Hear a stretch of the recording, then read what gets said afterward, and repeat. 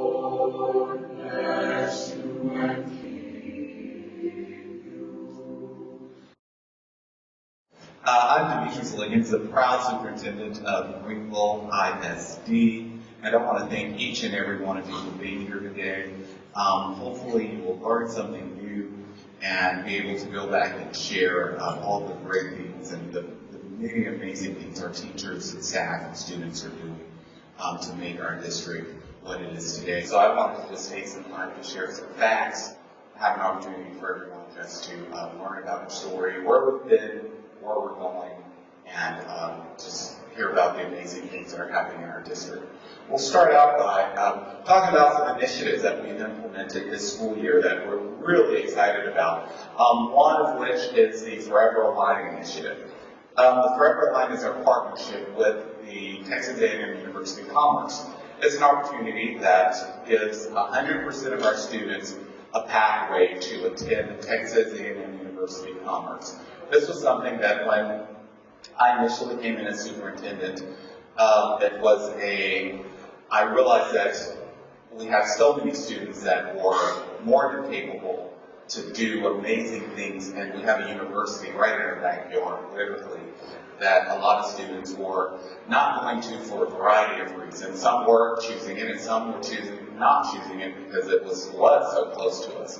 And so we met with the university president, with two of their staff members, and I was bold enough to say I want 100% of my kids to be able to come to your school. And so what can we do about that? And we were in negotiations for a few months and ultimately came out with a plan that 100% of our kids, should they so choose, have a pathway to where they can attend a four-year university, and that four-year university could be Texas A&M University of Commerce. So we're really excited about that, and it starts with this year's seniors, actually. So there's opportunity, there's partnerships where they're getting free admissions to games throughout the year, they're taking field trips and a variety of things in order to prepare them then to make that the first choice of any GISD graduate. Additionally, we have Growing Up Bilingual. This is something that started this year as well. This is an opportunity for our students it started with this year's kindergarten students. This is something unique in the fact that this was done a few years ago. My understanding was it was done at that time. It was an entire elementary grade level, and did not necessarily go as well as had been planned, because it started with students that had not been bilingual throughout their careers, throughout their academic career. This year it starts with kindergarten students as they matriculate through the system. So we have a set of native English-speaking students and a set of native Spanish-speaking students that work together in kindergarten. They learn from each other, and they learn in both languages. And as they matriculate throughout the system, they will learn content in both English and in Spanish. It's been a very popular program. In fact, there was a waiting list for students to actually be involved. And so parents are really excited about that as well. Then we also have our STEM, which is our science, technology, engineering, and math program. This is another great program that we partner with a lot of our community in order to make sure that this is an initiative that is implemented throughout our curriculum. Many people think that it is an elementary program only, although we do have an elementary STEM school. It is a program that actually goes K-12. There's an opportunity for students who have a mindset that is STEM-oriented, students that are predisposed or very interested in science and math and the engineering process and technology. And basically what it is, it's a project-based program that allows opportunities for students to learn through the engineering process, using the design process, and it also allows for multiple answers and referrals, and it refrains failure into its part of learning. So kids learn to understand that every time you try something doesn't necessarily mean it's going to be successful the first time, but that's part of the learning process in general. Another great initiative is our Career and Technical Education Program. CTE is what it's commonly referred to as. And we currently have over 73 offerings in CTE courses that children can take before they graduate. Some misconception about this is that these are for kids that aren't going to necessarily go to college. and that cannot be further from the truth. This is actually, it is a program for kids that may choose that college is not their career path.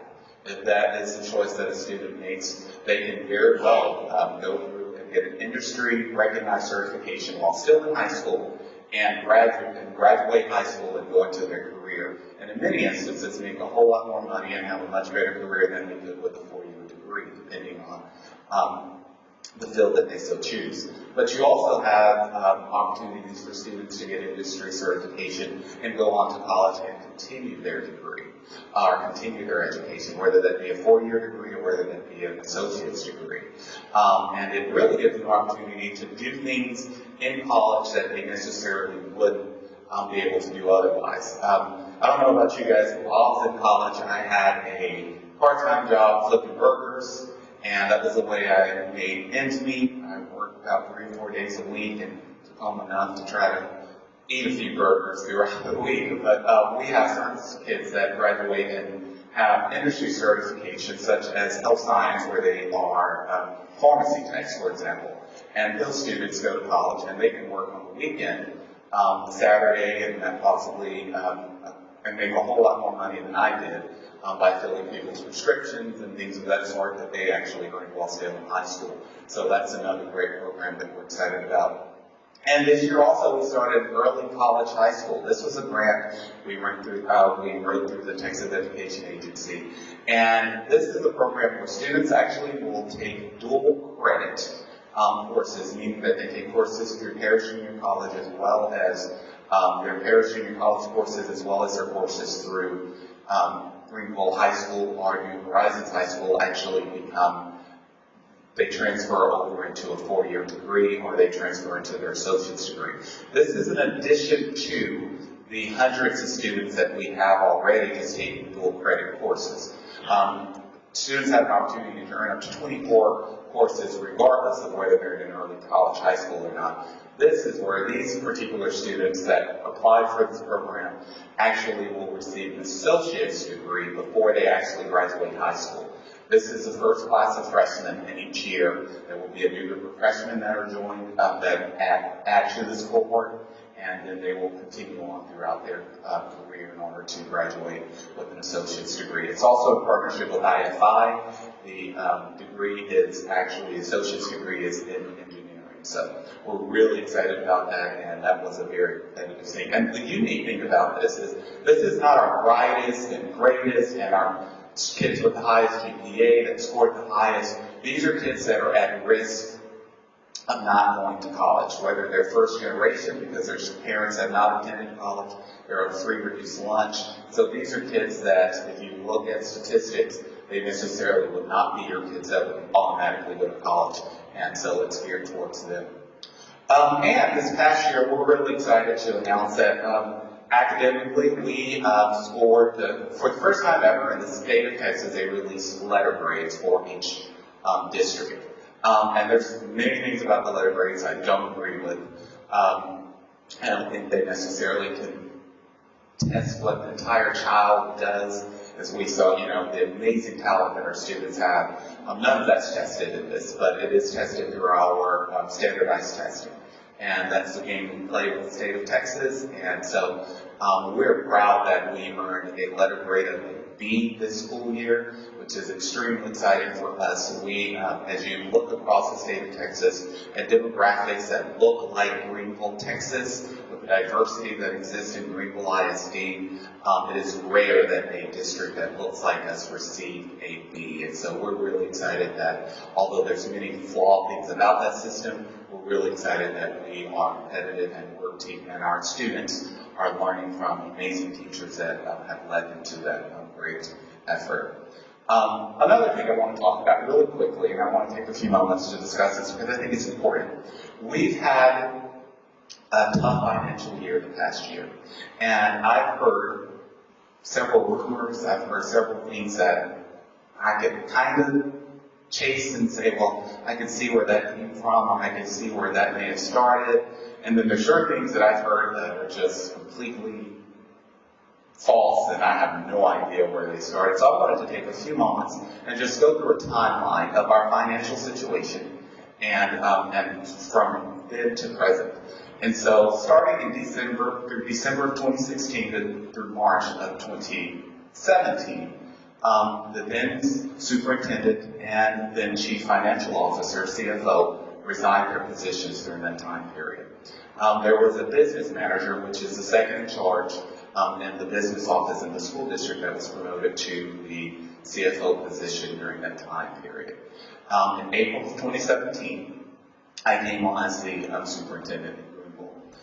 In May of 2017, that CFO that had been promoted from that position left the district, and we hired an interim CFO. When I hired the interim CFO, it was intentional to find someone that had been a retired CFO, someone that had been involved in school business before, that would be a temporary spot while I searched for a permanent CFO and someone that would be committed to Greenville for the long term. Not a position you want to jump into and do very quickly, and so the interim CFO was a very logical decision to make. In June of 2017, we discovered that each month, overspending had been occurring. So basically, as you know, our budget year for that time was September through August. So in June, which is towards the end of the school year, we realized that each month we had been overspending funding each and every month. And we couldn't quite necessarily figure out where the overspending was going, although we knew more money was being spent each month than actually that was budgeted. And so the way the school system works is, if you do not pass a budget, if the board does not pass a budget before the next school year, you can't continue to spend any money.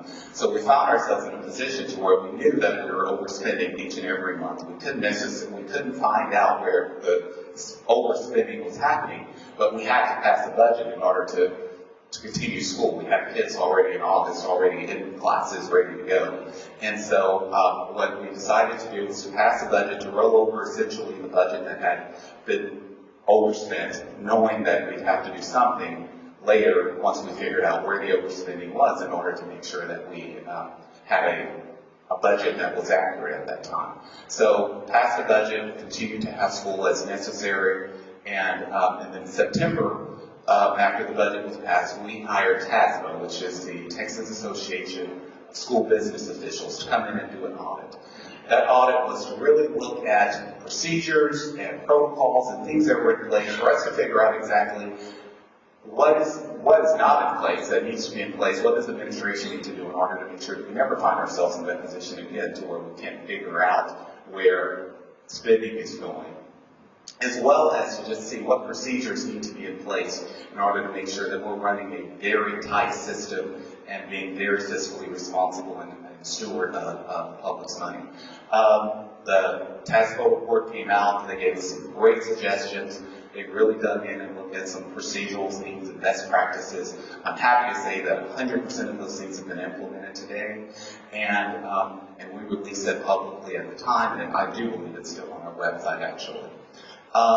In October of 2017, we successfully hired our current chief financial officer, who's currently still employed here, and she replaced the interim CFO. We were then able to find out, continuing the work of the previous CFO, interim CFO, we determined exactly where the overspending actually had taken place. And there was three major things that we found. One was that in 2016, there had been a 3% raise given to staff.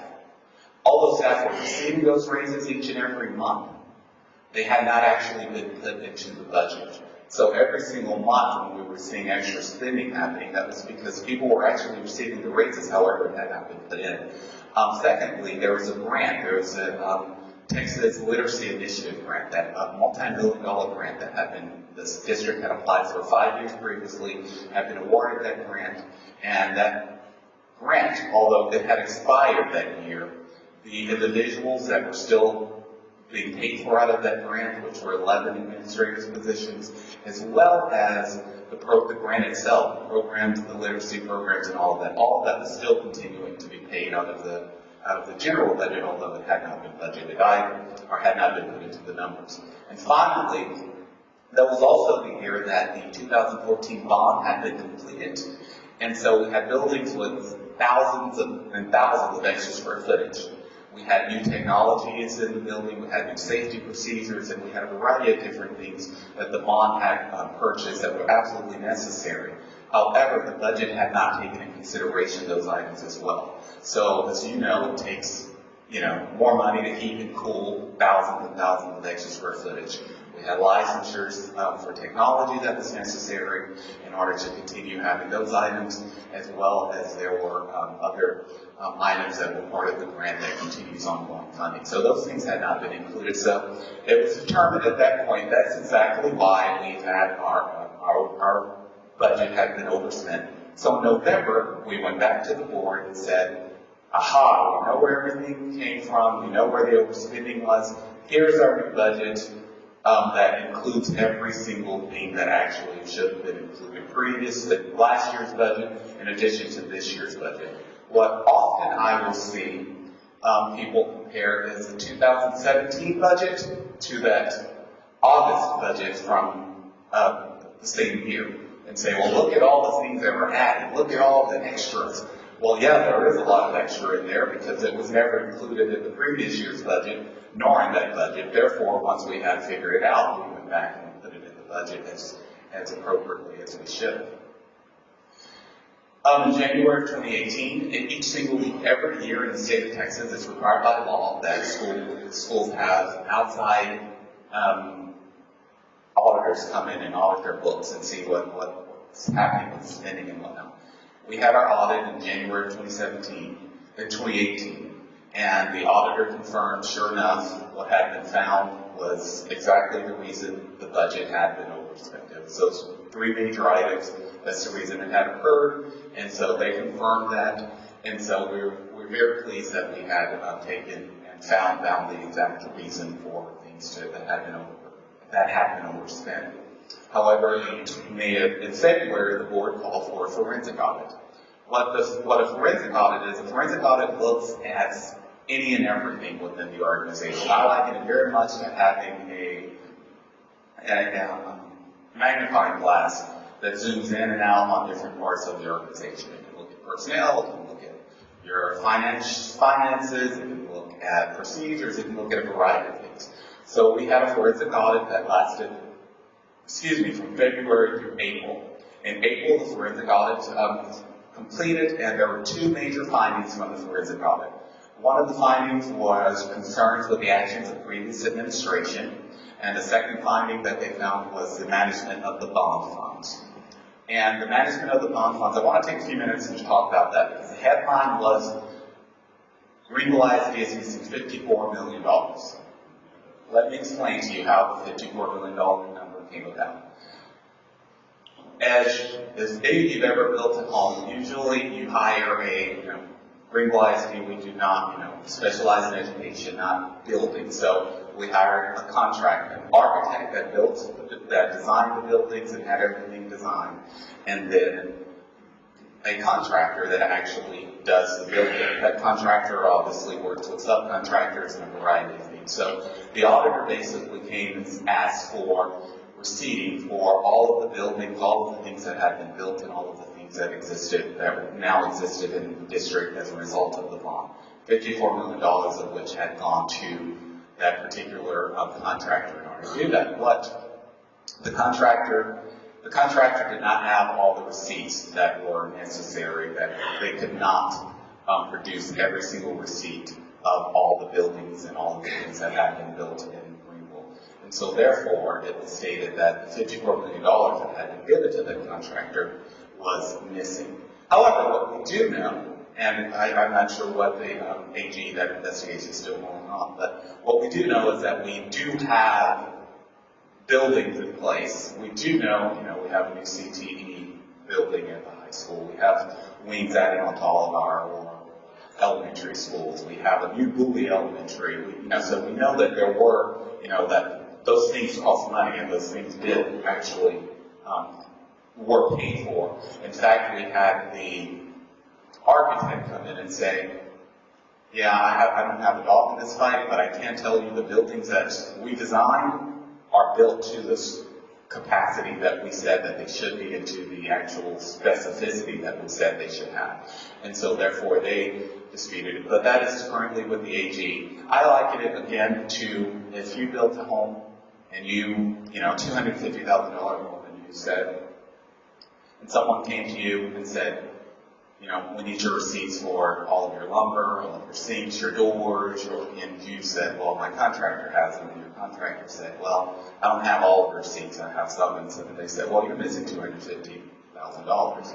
Well, of course, you have a home, you're living in it, it's built well. And so, I'm not sure, that investigation is still ongoing with the AG, but that is something that I did want to take an opportunity to dispute, that $54 million is missing. In August of that same year, the school board, we presented the school board with a balanced budget, which they adopted. And if any of you were in this community during the time, you will remember we had to make some tough decisions in order to get to a balanced budget. Mind you, we had a multi-million-dollar deficit from 2016 that we had to carry over to 2017, and we ended up with a balanced budget for the 2018-2019 school year, which caused us to have to make some tough decisions. We had to lay off people from their jobs, we had to close schools, we had to get rid of different programs in order to make sure we had a balanced budget, which was a priority for the board and a priority, therefore, for administration, because we wanted to make sure that we stopped the financial situation that we were in once and for all, to make sure that we moved forward on a positive leg. And so, often out here, people say, well, why did you put raises into the budget for this year? Just automatically, why did you do that? The reason being, we were making up for 2 years of multi-million-dollar deficits. We squeezed that turnip and got as much juice out of it as we could to get a balanced budget. There was just nothing left to do it. It wasn't that we don't care about getting raises, we didn't care about the teachers or the staff. It was just an impossibility unless we did even more cutting, which would ultimately have hurt student success and hurt our district as a whole. Or if we wanted to adopt another deficit budget, which was really not an option for anyone. So also during that same year, during that same month, a few months ago, the board called for a TRE, which is a tax ratification election. Tax ratification election is a restructuring of the budget in order to take advantage of state funding. Because we had squeezed that turnip as tight as we could, the TRE, the board thought the TRE was the best option in order for us to take advantage of state funding and in order to be able to fund raises at that time. And in November of 2018, of course, is the election. Also, I want to take some time to talk about some facts and just give some information.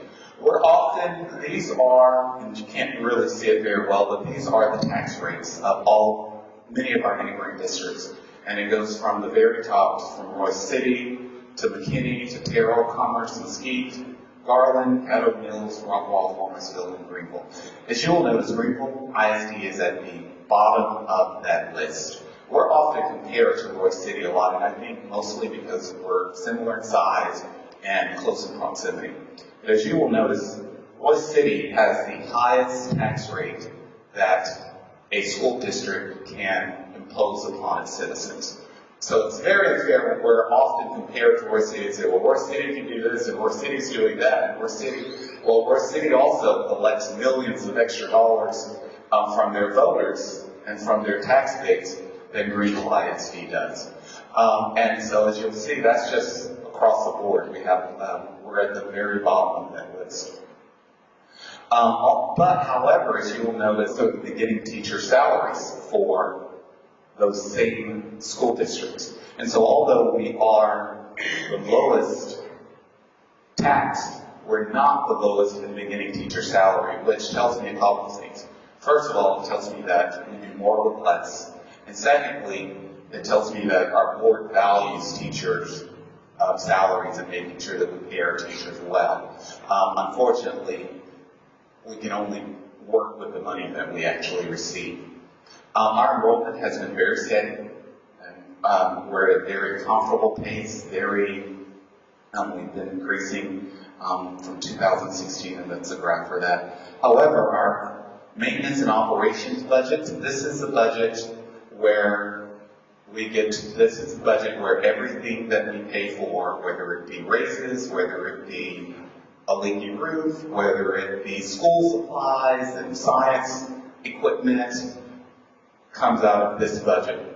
This tax rate, this $1.04 tax rate. That tax rate has remained the same for over 10 years. So you'll see our attendance have been going up. As you know, it's costs a lot more now to educate a child than it did 10 years ago, simply based off of the quality of education. And 10 years ago, I believe we were transitioning from TOS to TAX. And now we're on to STAR, which is a much more rigorous assessment, which means teachers are having to teach a lot more in a lot more rigorous manner. But in Greenville, Texas, we still have the exact same tax rate that we've had for over 10 years. The IMS, which is an interest in sinking tax rate, that's an additional tax rate. This is a tax rate that pays off our debt services. This rate, actually, since the bond was passed in 2014, you will notice each year as it's paid off, that tax rate continues to go down. And so the board has proven and has shown that as the debt is paid off, so does the tax rate go down. So we're really excited about that.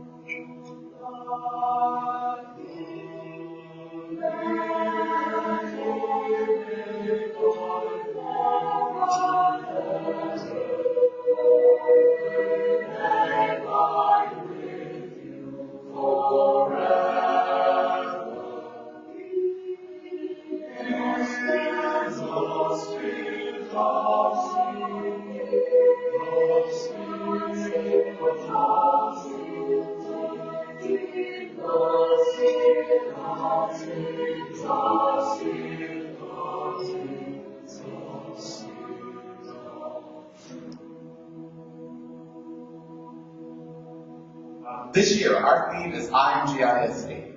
And our goal this year is just to rebuild pride in what we're doing, to rebuild the sense of community, to rebuild just the greatness that we are as a school district. And so we adopted the mantra, #IamGISD. And I would like to show you a little video of our kids, our teachers, our staff, and to show you what that's all about.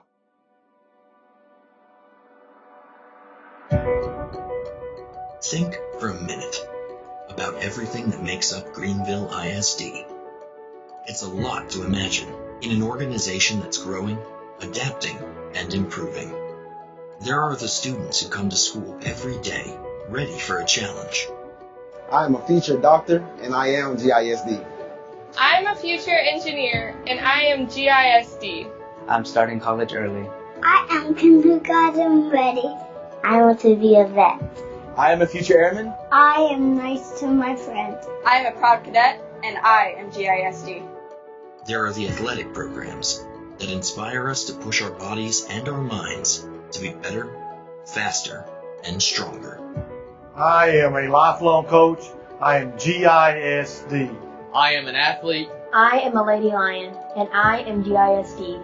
There are the artistic classes that spark creativity and imagination. I am a future rock star. I am an artist, and I am GISD. There are the staff members who make everything run smoothly, safely, and on time. I love driving a bus. I keep kids safe. I'm shaping the future. I get kids to school on time. I provide nutritious meals. I am where the rubber meets the road, and I am GISD. And of course, there are the talented and dedicated teachers who pour their hearts and souls into the classroom. I am a teacher, and I am GISD. I am a 6th grade counselor, and I am GISD. Yo soy una maestra de español. I love to sing and dance in the hallways. Proud graduate of Greenville and Texas A&M Commerce. I love to take my students on incredible journeys. I'm going to be a mom for the first time in September.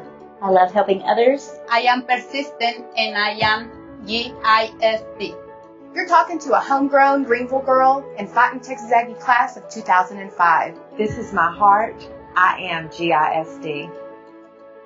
But when we imagine Greenville ISD, maybe, just maybe, we should think bigger. I am a family medicine physician, and I am GISD. I am a musician. I am a dancer. I am the mom of triplets, a program manager at L3, and I am GISD. The truth of the matter is, Greenville ISD is about a lot more than what happens inside the walls of our schools and offices. I am a naval intelligence officer, and I am GISD. I am a funeral director.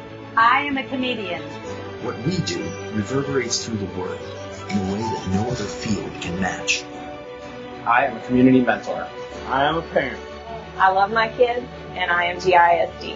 So when you think of GISD, yes, think of the great teaching that happens every day in our classrooms. Think of our award-winning programs. Think of the amazing things we're doing here and now. But even more importantly, think of what that means for years down the road. I'm an offensive tackle for the Green Bay Packers, and I am GISD.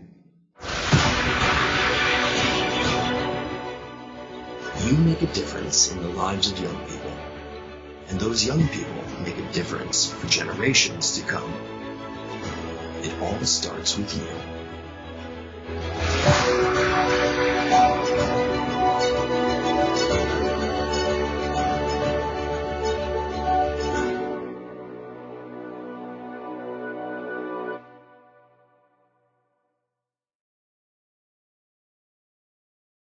But in closing, I would just simply like to say that go out and share the great things that our school district are doing. There's enough negativity and misconceptions out there, and a lot of people that are not sharing all the amazing things our teachers and staff are doing each and every day. And so it's incumbent upon us to make sure that we take the time to share that. I will tell you, and I shared this with a group of community members earlier, and a couple of weeks ago, and I talked about my vision for Greenville ISD. And I've always adopted the mantra that, if people don't laugh at your dreams, they're probably not big enough. And Greenville is on the cusp of greatness, is on the cusp of coming into something much bigger than anything we've ever experienced. And I liken us, and I would very much like for our school district to be very much like, and I hate to call it another district name, but very much like Frisco ISD. People move to Frisco ISD, or to Frisco because of Frisco ISD. They will travel and commute an hour and a half to work so that their kids can attend Frisco ISD. There's no reason Greenville ISD cannot be that same destination district. And I will tell you, we're putting things into place that will make absolutely sure that we continue to grow academically. We continue to offer things to students that they cannot get anywhere else. And we continue to make sure that the best educational experience you can have right here in our town of Greenville and not have to go anywhere else in order to get that. That takes leadership, that takes courageous leadership, that takes making tough decisions, that takes doing things that you don't necessarily want to do but absolutely need to do. And so that being said, I just want to thank the school board again for their courageous leadership. This is a group of volunteers that no matter what decision they make, someone's going to have a problem with it. And yet they still come in and they make the decisions that they know are best for our kids. They have 100% of the information and they make the best decisions, and they can always share why they're having to make the decisions they're having to make. But I can assure they make the decision that's what's best for kids and what's best for the long term in our district, and to make sure that we are getting to the point to where we want to be. And again, thank you so much for your support of our kids, of our teachers, of our schools. I'm excited about what's to come. I'm excited about what is. And I can assure you that if you have a child, a grandchild, a niece or nephew in Greenville ISD, we're doing our best to take great care of them and to make absolutely sure that they leave and have every opportunity that someone else would have in any other part of Texas would have, if not more. Again, thank you for your time. I am available should you have any questions afterwards, but thank you